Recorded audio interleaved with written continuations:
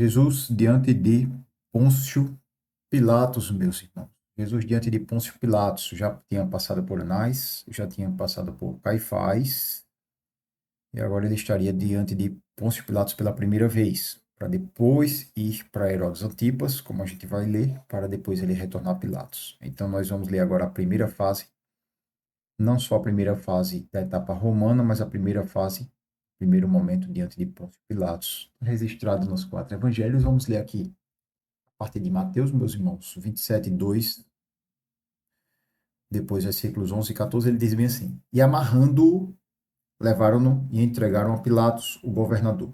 Então, eles amarraram Jesus, levaram a Pilatos e entregaram ao governador. Marcos, amarrando Jesus, levaram-no e entregaram a Pilatos, a mesma coisa. Lucas, então toda a assembleia levantou-se e o levou a Pilatos, lembre que ele estava saindo do sinédrio, né, gente? João ele já é mais completo aqui, né? Em seguida, os judeus levaram Jesus da casa de Caifás para o pretório. Pretório é a residência oficial do governador romano. Já estava amanhecendo e, para evitar contaminação cerimonial, os judeus não entraram no pretório, pois queriam participar da Páscoa. Vê que ele disse também que já estava amanhecendo aqui, né, gente? Foi tudo muito rápido lá, né? No Sinédrio, porque quando ele amanheceu, a gente não viu que ele foi para o Sinédrio logo no amanhecer. Então foi tudo muito rápido lá e trouxeram para cá e já estava amanhecendo e eles não entraram. Então Pilatos saiu para falar com eles. Pilatos foi lá fora, já que eles não entraram no pretório. Pilatos foi lá para frente e começou a falar com eles lá. E perguntou: que acusação vocês têm contra este homem? Logo cedinho, né? Pilatos, lá o governador, de repente viu um tumulto acontecendo ali na frente. Viu um prisioneiro, porque eles não esperaram até os horários normais de ir aí amanhecendo o dia e ele já traz logo no começo do dia que pressa essa. Que acusação vocês têm contra esse homem? E Lucas diz: e começaram a acusá-lo, dizendo: encontramos este homem subvertendo a nossa nação, atrapalhando a nossa nação, fazendo coisas erradas. Ele proibiu o pagamento de impostos a César e se declara ele próprio Cristo um rei. Ele proibiu o pagamento de impostos a César. Mentira, né, gente? Mentira. Já vimos isso aí, inclusive tentaram pegar Jesus nisso. Olha aí, eles teriam razão se Jesus tivesse dito que não devolvesse imposto, né? É para dar imposto ou não, Senhor? Jesus disse: dê a César o que é de César. De quem é essa esfinge que está aqui na moeda? É de César. Então pega ele, o dinheiro dele e dê para ele. E é Deus o que é de Deus. Então ele não disse que era para deixar de pagar impostos. E se declara ele próprio Cristo um rei, né? Isso é, ele estava se declarando próprio Cristo um rei, sim. Tá. Aí aqui a gente vê o versículo 30 de João dizendo bem assim: responderam eles: se não fosse criminoso, não teríamos entregado a ti. Olha a maneira deles responderem, governador, né, gente? A coisa já estava fugindo de controle. Já estava fugindo de controle. Era o governador, mas a coisa já estava começando a ficar fora de controle.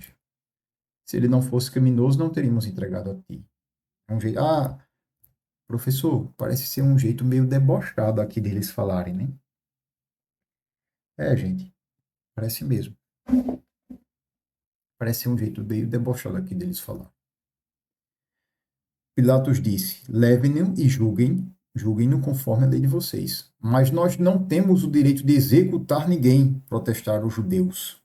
Isso aconteceu para que se cumprissem as palavras que Jesus tinha dito, indicando a espécie de morte que ele estava para sofrer.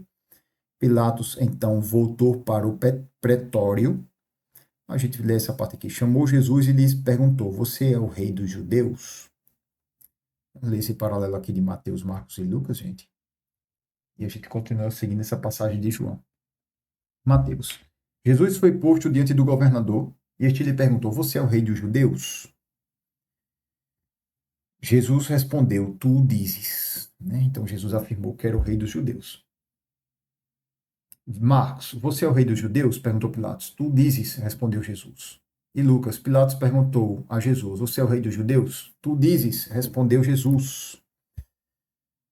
Pilatos levou para o pretório, chamou Jesus e perguntou: você é o rei dos judeus? Perguntou-lhe Jesus: essa pergunta é tua ou outros te falam a meu respeito? Profundo, né? Respondeu Pilatos: acaso sou judeu? Por o seu povo e os chefes dos sacerdotes que entregaram você a mim. Verdade, né, gente? O próprio povo entregou ele, né?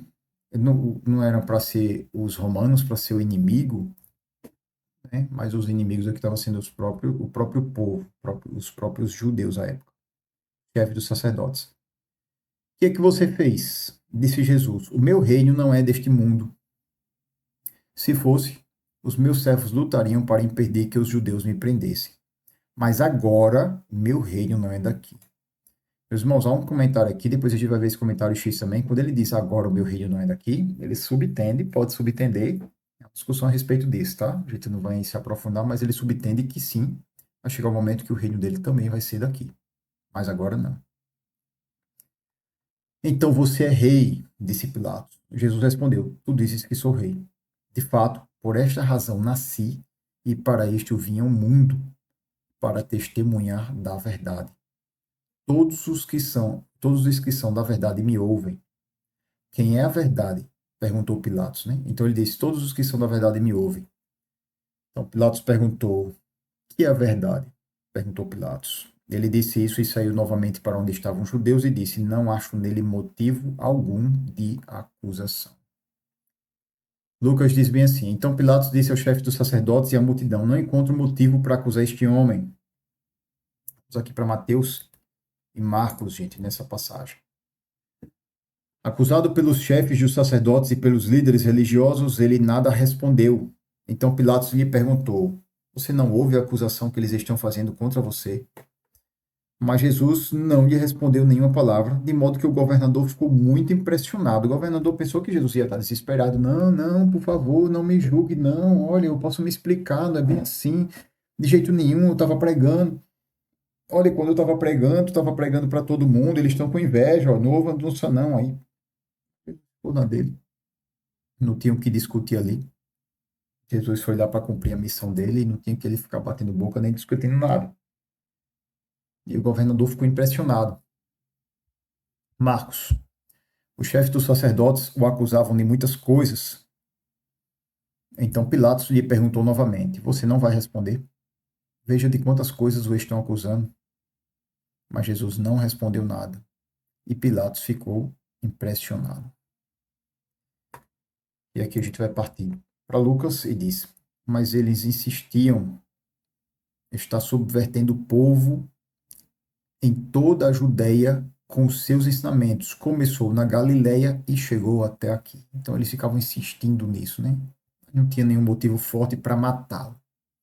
Tá, meus irmãos, então essa parte aqui que Jesus está em Pilatos e depois Jesus vai para Herodes. Como assim? Olha para essa última fala aqui, gente. Olha. Deixa eu colocar isso aqui na posição. Olha o que Lucas diz aqui. Mas eles insistiam, ele está subvertendo o povo em toda a Judéia, ok? Com seus ensinamentos, ok? Começou na Galiléia e chegou até aqui. Peraí. Começou na Galiléia? Aqui na Judéia, ok. Eu, Pilatos, sou governador dessa região da Judéia e Samaria. A gente já estudou sobre isso, meus irmãos. Mas Jesus, Galiléia? Galiléia não é minha jurisdição, não. Galiléia e Pérea são jurisdição de Herodes Antipas. Ele é galileu? Opa! Jesus para Galiléia. Então foi uma oportunidade de Jesus, de Pilatos enviar Jesus para Herodes Antipas, tá, meus irmãos? Aqui ele teve a oportunidade de se livrar da situação e sair inocente, como a gente acredita, como ele disse mais à frente que ele estaria, né? Ele disse: sou inocente do sangue desse homem. Então, aí foi provavelmente uma oportunidade que ele viu de se achar livre dessa situação que estava caindo para cima dele, meus irmãos. E essa parte de Jesus diante de Herodes Antipas a gente vai ver na próxima aula.